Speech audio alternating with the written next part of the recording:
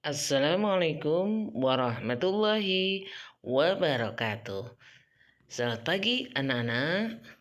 Kita jumpa lagi di pertemuan untuk belajar materi yaitu sikap peduli terhadap lingkungan.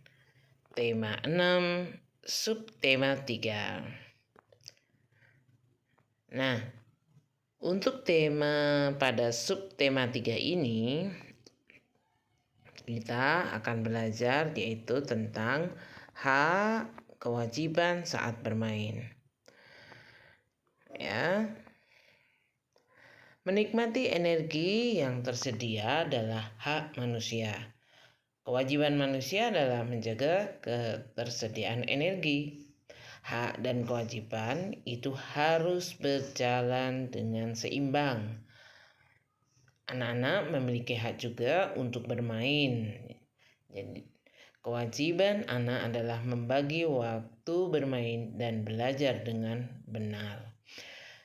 Jadi, energi yang kita peroleh dari makanan itu dapat kita gunakan untuk melakukan aktivitas. Salah satunya adalah hak untuk bermain. Nah, memberi kesempatan kepada semua teman agar dapat ikut bermain itu termasuk contoh sikap memenuhi hak. Hak dan kewajiban harus dilakukan secara seimbang ya anak-anak. Nah, ini beberapa hak serta kewajiban yang kita lakukan bila mana kita sedang bermain ya. Kewajibannya apa saja? Yaitu membagi waktu dan belajar dengan baik. Nah, biasanya kalau kita sudah belajar dan dapat membagi waktu, maka kita juga mendapatkan hak, yaitu waktu untuk bermain. Kemudian, memberi kesempatan bermain kepada teman ikut bermain. Maka, apa hak kita? Mendapat perlakuan yang baik dari teman saat bermain. Nah, pada saat bermain, kita berkewajiban apa? Bermain tidak curang. Maka kalau tidak curang, kita akan mendapatkan hak merasa gembira dalam bermain.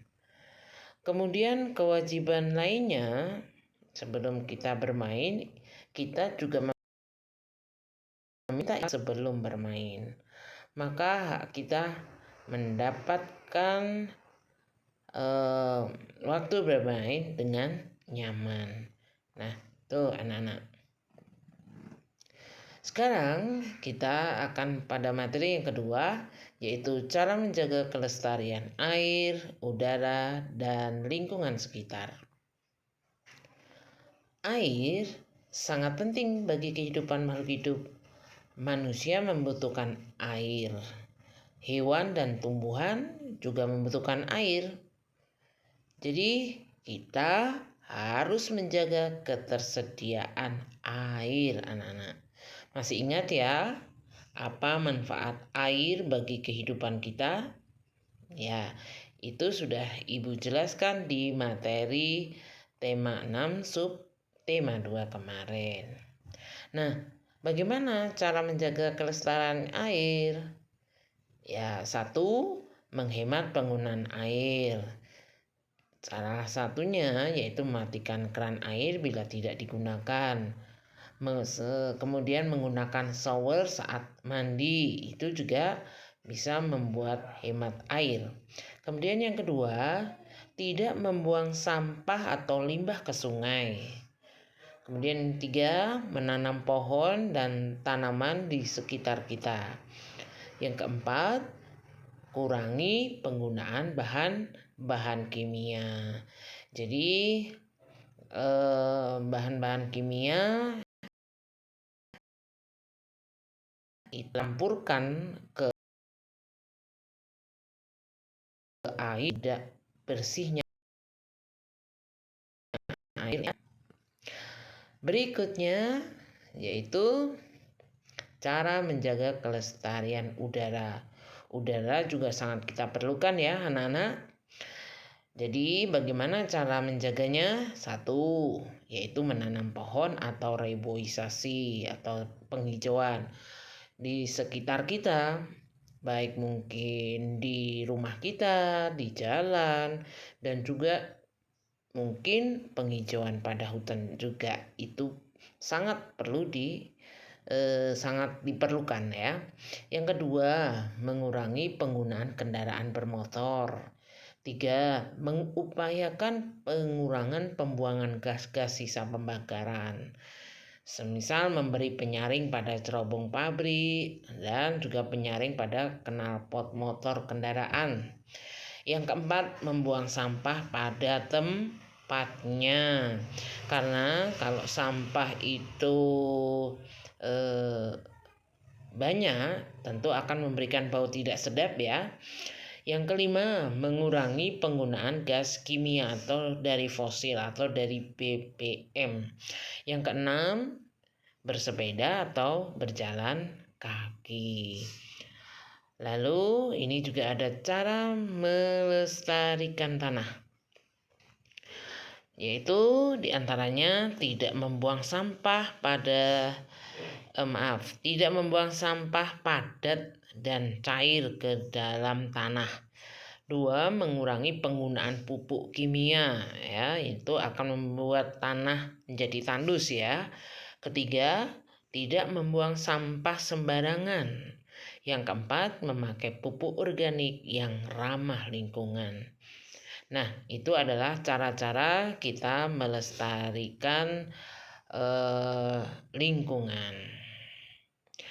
Nah, sekarang kalau kita melestarikan lingkungan atau menjaga supaya lingkungan kita ini tetap terjaga baik, itu ada manfaatnya anak-anak. Apa sih manfaatnya? Ya, kalau kita sudah melaksanakan kewajiban kita untuk melestarikan lingkungan, kita akan mendapatkan manfaatnya. Satu, terhindar dari penyakit yang disebabkan lingkungan yang tidak sehat. Dua, lingkungan menjadi bersih, asri, dan sejuk. Tiga, bebas dari polusi atau pencemaran. Empat, air menjadi bersih dan aman untuk diminum, serta selalu tersedia. 5. Nyaman dalam menjalankan aktivitas. Kemudian, apa akibat tidak melestarikan lingkungan? Banyak sekali ya anak-anak. Kalau kita tidak melaksanakan kewajiban, maka inilah akibatnya. Satu, terjadi bencana alam, bisa banjir, bisa longsor ya, banyak sekali. Dua, terjadi kerusakan lingkungan. Tiga, terjadi pencemaran lingkungan atau polusi ya. Empat, banyak tumbuhan dan hewan punah. Nah, ini bahaya sekali juga ya. 5. Persediaan alam. Di sini maksudnya air, bisa tanah, bisa beraneka ragam menjadi menipis.